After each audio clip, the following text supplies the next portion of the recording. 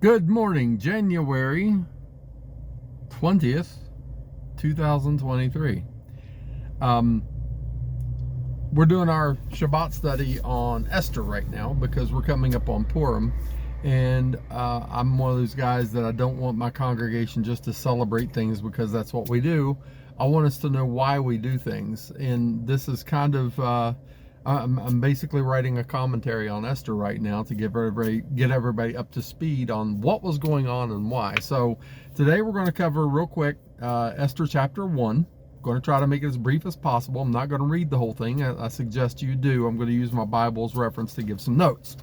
So, it came to pass when Ahasuerus, however you pronounce it, was King Xerxes of Persia. Xerxes was a title just like Caesar or president. So Xerxes Ahasuerus was in charge of Persia at the time. In those days, the citadel, or the Sassuan, was the capital. Sassuan, some versions say Susa, basically 50 miles about south of present-day Baghdad. So that gives you a location area. In the third year of his reign, he held a huge feast. All right, it says it was a 180-day feast, culminating in a 7-day feast at the end. All right, so we have to understand this in hermeneutical context. It wasn't like a 180-day party. It wasn't like he wanted everybody from his provinces there. There were basically 20 districts, and within those districts was broken up into provinces of 127.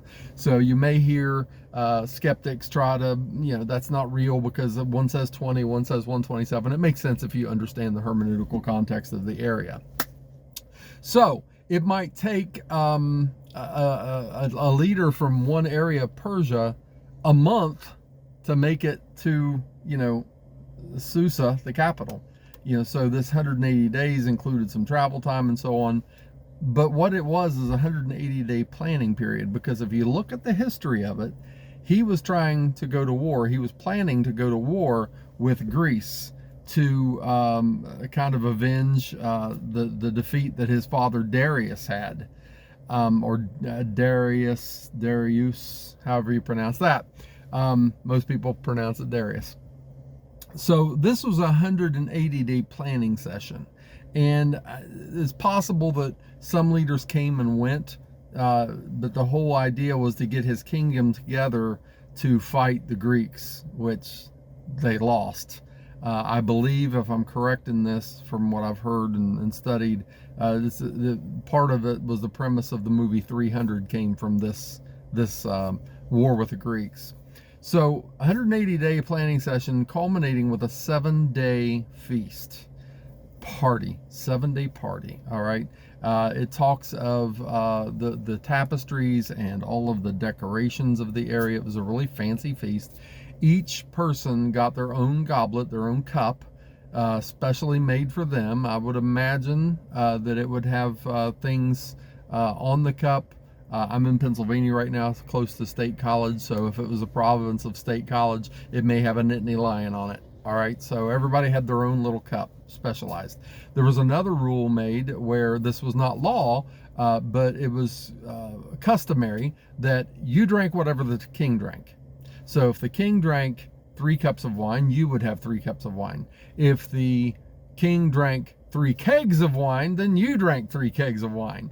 But he wanted his guests to feel comfortable, and he said everyone will drink as he pleases. So everybody could drink as much or as little as they wanted. Chances are you get a bunch of men together and it's, I'm going to drink more than you. It's probably a drunken rage. All right, we know that the king was drunk, okay, because the king commanded his queen, Vashti or Vashti, depending on your translation or your pronunciation, he commanded her to come in with her royal crown on so that everyone could see her beauty. That's what our translations say. However, a more appropriate translation in hermeneutical context is when he instructed her to wear her crown, it wasn't just a crown, it was her royal garments. And her royal garments would have been adorned with silver and gold and jewels. This thing probably would have weighed 80 to 90 pounds, whatever she could carry. So he wanted another way of saying, hey, look how rich I am. Look how I've taken care of my wife. Look at how I've adorned her. It was an ego thing, all right? Plus, she was probably beautiful as well. But the main thing was she was adorned with jewels and so on. So he commanded her to come in. However, Vashti wasn't drunk. She was with the women having her own party. And when the eunuchs came in and said, this is what you're going to do, you're going to go see the king with all these men in this drunken state in this room by yourself. That was just completely and totally inappropriate. And she knew her husband. He's drunk and he's not in his right mind. A lot of Protestant sermons on this, I've heard that she got arrogant, she got too big for her britches. That wasn't it at all if you know the context. She was doing the right thing. She was like, no, I'm not going to do that. You tell him I'm not going to do that. So when that happened in his drunken state with all of his drunken buddies, he got enraged. He was embarrassed. And even though he knew deep down she was right, he was too drunk to realize it. And all his buddies and him got together and said, what should we do about this? So they decided that the king should make a decree that she no longer be his queen. Again, you get a bunch of guys together and they're drunk, they don't make the best decisions. And instead of him saying, maybe I was wrong. Hold on a second. Got a little tickle.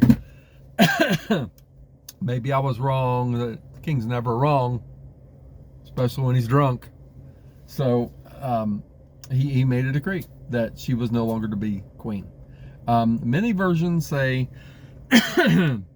especially rabbinical versions, say that he commanded her to show up naked. There's no evidence of that at all, none whatsoever. Other versions said that she was beheaded or she was executed. There's no evidence of that at all. He sent her away.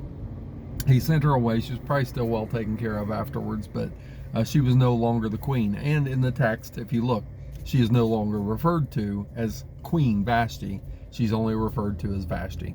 So this is part 1. Don't know if there'll be a part 2 to chapter 1, but this is chapter 1, part 1. And I'm going to keep you informed, keep YouTube informed on the things that we learn about the Esther story, so that as you go into Purim, you're going to have a good idea what's going on. All right? So, shalom.